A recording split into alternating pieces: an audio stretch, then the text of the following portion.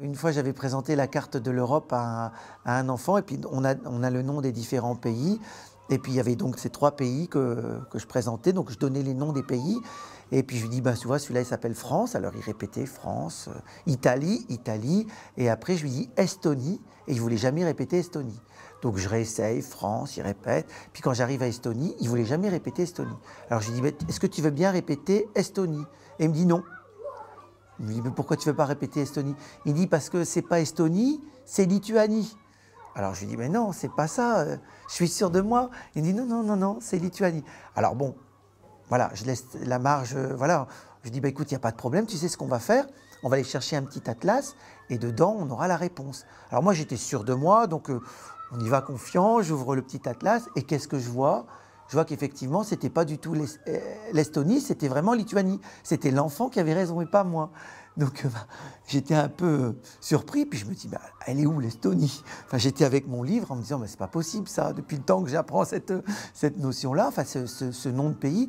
Puis l'enfant il était à côté, puis il me dit: «Mais alors, qui a raison?» Alors je dis: «Bah, c'est toi qui as raison». Alors il me dit: «T'es pas triste?» Bah, je dis: «Non, je suis pas triste». Mais ça m'embête beaucoup parce que, tu vois, à chaque fois que je présentais ces pays-là, à chaque fois j'ai dit Estonie, et c'est pas Estonie, c'est Lituanie. Ah, il me dit: «Il faut pas que tu t'inquiètes. À chaque fois que tu l'as présenté, je suis allé voir le petit enfant pour lui dire que tu savais pas et je lui ai donné le bon nom du pays».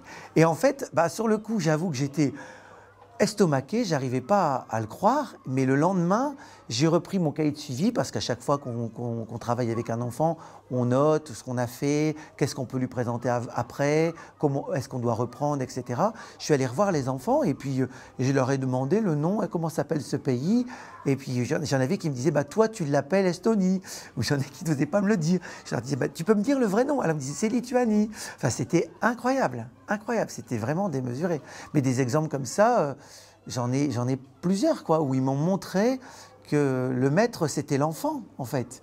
Son travail, essentiellement, c'est de préparer l'ambiance. Au quotidien, il y a quand même un grand temps de préparation, donc on ne peut pas arriver 5 minutes à l'avance, ça c'est pas possible. Parce que bah, quand on arrive, alors on l'a peut-être fait la veille, hein, mais il faut d'abord vérifier si tout est complet. On ne peut pas imaginer un matériel où il manque une pièce, un écrou, une vis, le petit cube de la tour rose, etc. S'il manque des pièces, on l'enlève. On ne peut pas imaginer qu'un enfant qui se décide à travailler, il ouvre la boîte et puis il manque un morceau. C'est pas possible. Hein, c'est impossible. Je pense à un garagiste, il veut ouvrir le capot, mais il n'y a pas ses outils, ça ne marchera pas. Ben, c'est pareil, surtout pour un enfant. Donc il faut mouiller les éponges, par exemple, parce qu'on a des petites activités où il y a des éponges, il faut qu'elles soient imbibées d'eau, parce qu'autrement, si l'éponge est toute sèche, ben, c'est pas agréable, on ne peut pas travailler. Tailler les crayons, on ne peut pas demander à un enfant d'apprendre à écrire si au moment où il prend un crayon, le crayon n'est pas pointu. Et, écrire sur une ardoise, moi je taille mes craies par exemple, parce que je me suis rendu compte que le tracé est beaucoup plus fin sur l'ardoise et que sur une craie droite où le bout est coupé droit, on trace pas bien. Donc vous voyez, il y a tout un travail de préparation, de vérification, et le matin, on fait le tour de tout.